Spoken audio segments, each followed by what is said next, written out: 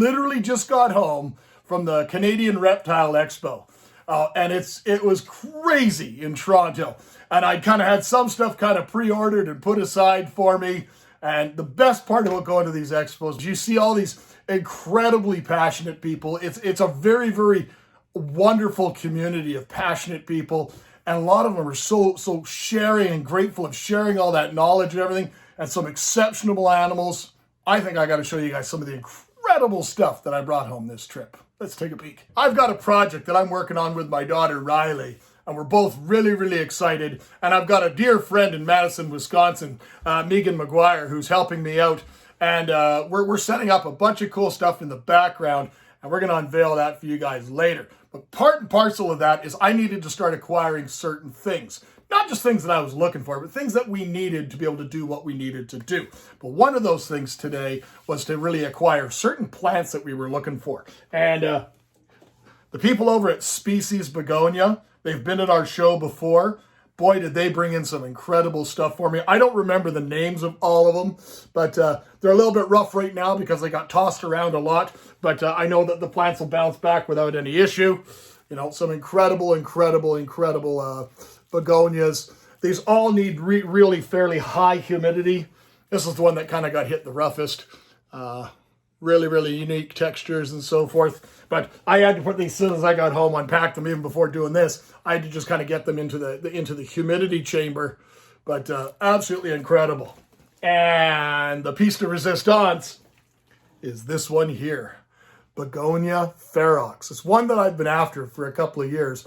And I always thought that, you know, they don't start off with any of the, I don't know what the technical term is for the spikes. They don't start off with any when they're small. And then as they grow, the leaves slowly get more and more of them. But as you can see, they've already started developing some of those characteristic spikes, and they are incredible. And she had a big one at one of the shows a while back, and it was this gigantic thing. It was like twice the size of a basketball, and it was just big, meaty leaves covered in all these armored spikes. Super impressive, and I'm really happy to have that in my collection. So some of the plants look a little bit worse for wear because they got beat up. Now, I got to tell you, I went there with my big, giant, what I call my smuggler's luggage. I don't smuggle anything, but I just call it this. It's this giant hard shell Pullman case. The handle doesn't even come out anymore, and this thing's been beaten up, and it's been all over the world with me and stuff. But I actually put a kind of a half of it was a fish cooler, a fully insulated styrofoam cooler. And then I also brought a small Pullman to carry his carry-on, and inside that had nothing else except for another cooler. And to give you an idea how bad it was, yesterday I had to go somewhere and get another cooler and figure out how to be able to package, to be able to bring this stuff home all safely. So all the plants ended up being in my checked bags, and they all made it, but some of them look a little bit beat up. Now, you guys have known I've bought a lot of stuff from these guys before. Mark and his crew over at Understory Enterprises, they probably have some of the absolute best selection of unique plants for like frog vivariums and really tropical dart frog vivariums. And that's going to be the one there. And you guys have seen the video for this one. That's the one for the blues that's going to be coming up. But I've got so many of these plants coming along. It's always looking for something new for that little punch of color or something a little bit different. So I was able to pick up this one here. This was pre-ordered. This is another Markgravia, and this one's a Species Peru burgundy bronze. So it's got that really neat coloration to the leaves, something a little bit different. I was able to purchase this one random little leaf, little vine. They don't even have a name for it. They just called it a Noid vine. It was fairly inexpensive, but it's something that's fairly rambling. It's got a little bit different texture and stuff, so that's kind of cool too. I was able to pick up one that I've been after before, but it was sold out last time, is Davelia parvula, and it forms this nice kind of creeping moss. And you plant this on a branch or something like that. As long as there's good humidity, you'll just kind of ramble up and cover it, and it's got a lot of nice, really cool texture and stuff. And then the last one that I got is, this was one I didn't pre-order. It was just something a little bit different. And I can't remember the name of it, and the name on here is going to be very faint. But let's take a quick peek. But the cool thing about it is it has these, it's Palatium variety Stanley. It has these little kind of ginkgo biloba type leaves. It's a slow rambling kind of fern, and it'll just kind of go up the same way as we were just talking about that Davelia. So something really cool. So a lot of really cool plant treasures. That's it for plants. Let's look at the other stuff. And you know me, every time I've ever gone away, I've always come back with something different, something new. But couldn't go away, not come back with some spiders. This time I brought back a couple of spiders from the good people over at Tarantula, Canada. They never disappoint with the quality of stuff that they bring. So I was able to bring back one female Poecilothera regalis. Now, if you guys remember, it's the Indian ornamental spider. I had a very large, undetermined age, fully adult female at the very, very beginning that I acquired, and she only lived about a year in my care. And I've always wanted to get another one of them for a nice big tall vivarium, so got one of those. And you guys have seen before that I have that nice big fully mature female Poecilothera metallica, that bright, bright blue one. Well, they were able to get me a male. So I have a male that is, he's not quite fully mature yet, but now we have a male. So hopefully one day soon we can be able to put them together and produce our own insanely gorgeous bright blue spiders. That's not it for spiders. I did bring home 2 more, but they're both the same type and they're just little tiny wee ones. But that one cage that's up top there, I've shown you guys some updates on it before. The Lenithel phalax, that Brazilian curtain spider. That one there, it's just so incredible. It's become one of my favorite vivariums to look at because it literally just filled the entire thing with webbing and all these intricate little tunnels and stuff like that. Well, at Tarantula, they had another species of Lenithel, and this one, I can't read the name on it. I don't remember what it was, but they're only tiny little slings, and they're only about 3/4 inches in size. That's it for spiders. What's next? Well, my good friend Dee over at Sleepy Scorpion. She doesn't sell scorpions, not in the same way you traditionally expect to find, but she is the one that I've bought many pieces of the incredible framed artwork. So I got this really, really cool cockroach. Who doesn't want a cockroach? But she had a sale that was live, so you definitely got to follow her Instagram page to follow her. And she does a lot of these lives every occasionally. She does sales, and then she'll show off different stuff and everything. And I was able to get a couple of pieces from her. I always love supporting her because she's such an awesome person. But I bought 2 pieces from her at the sale, and I got that one at the show. But one of them was the Tarantula hawk.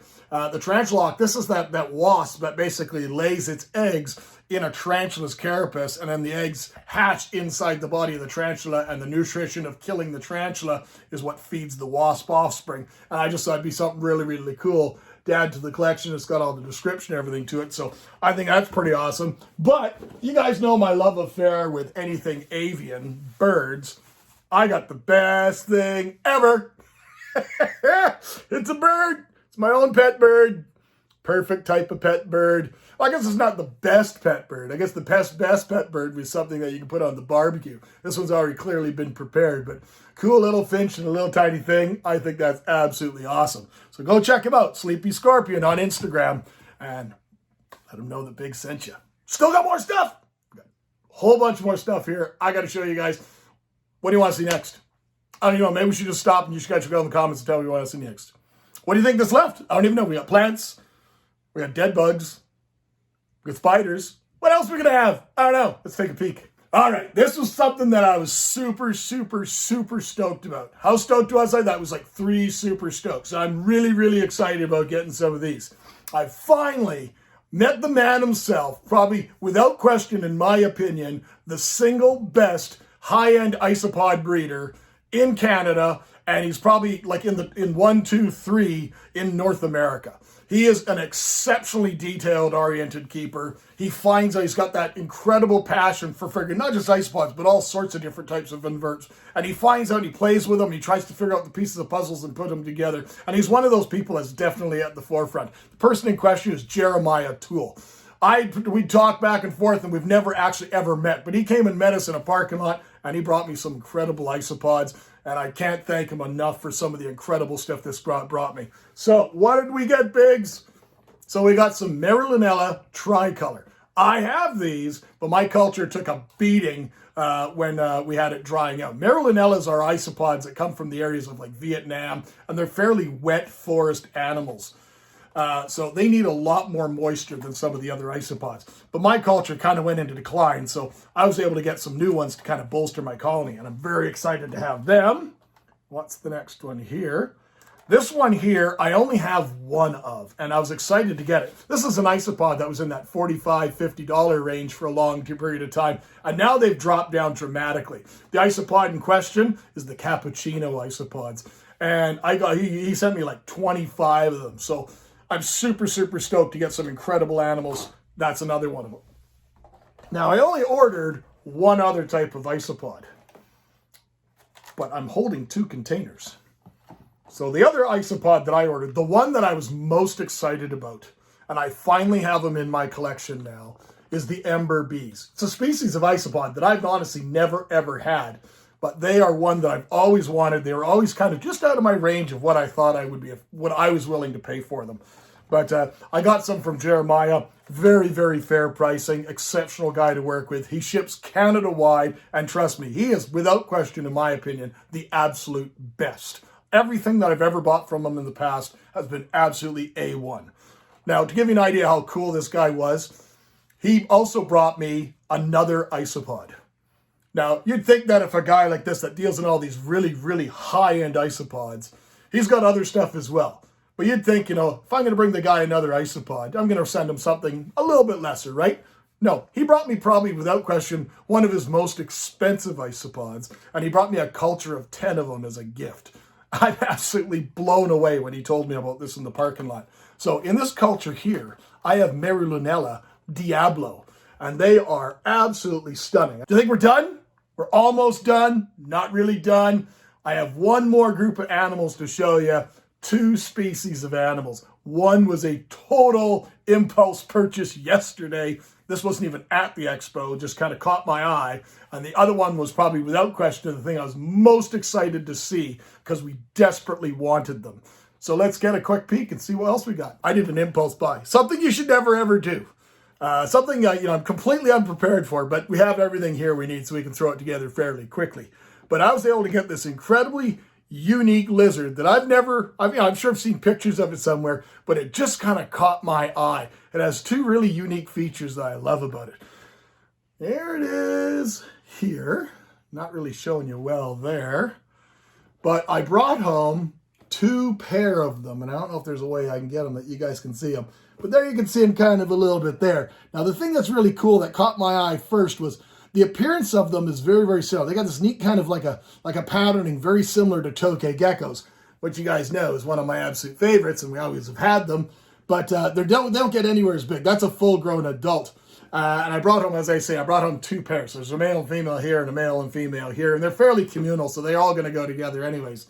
But the unique feature, which you really can't see here because they're facing the wrong direction, but when they're on the glass, this is. I posted it up on Instagram to see if anybody knew what it was, and not a person got even close to the genus yet. This is Tarantula. This is called the fan-footed geckos, and they have a very, very unique, like geckos, the ones that can climb on everything. This one can definitely do it, but the toe structure and the toe pad structure of these ones is incredibly, incredibly unique and different. They are absolutely, absolutely incredible. Now, these are not an animal you're generally ever going to handle. These are animals, they're lightning quick, and if they get out, they're gone. They're in your house forever. But really, really cool to have. Now, that's not the piece de resistance. Let's get that one. Now, I'm holding in my lap 2, I guess you'd call them shoe boxes. And this is an individual I'd spoken to, but we've never actually ever met. And buying some of these animals kind of sight unseen is very, very daunting. But you guys, I've told you already what cage is going up there, right? That's the big giant leaf-tailed geckos from Madagascar, the Europlatus fimbriatus. Remember, I have a pair of them, and I've had them for a while. I got them a while back. We set up that really, really cool vivarium that's fully bioactive and so forth. Well, I bought them as a pair, but they didn't end up being a pair. The younger one, or the smaller one, eventually all of a sudden developed, and it's now a male. So I've had these 2 males for a while. I'm like, I don't know what I'm supposed to do with 2 males. But lo and behold, I'm at the expo. I'd spoken to the individual before, and he says, if they're here still, he says, I will bring them. And he brought down 2 females. So I now am the proud owner of 2 absolutely massive female Europlatus fimbriatus, the true giant leaf-tailed geckos from Madagascar. And these are confirmed females. It's very obviously different from a male when you see how different they are. Let's see if we can get them to kind of show off a little bit. But the eye on these guys is absolutely breathtaking. It's probably it's been one of my favorite animals for many, many, many years. I was successful in breeding this animal many, many years ago, and I've always wanted to have them back in my collection. So that kind of rounds it up, guys. Edgar over at Chameleon Canada, Jeremiah with the isopods, Amanda and her crew over at Tarantula Canada, Dee over at Sleepy Scorpion, Mark over at the Incredible Understory Enterprises, and Pino over at Species Begonia. And I sure hope I didn't forget anybody.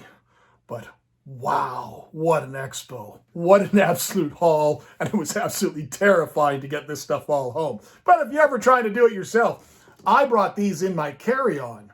And I just phoned the border security or airport security before traveling to get all the details on how I could go about doing that. If you guys got any questions about being able to do something like that on your own, shoot me a message, give me a comment or something like that in the channel, and maybe I'll help you out.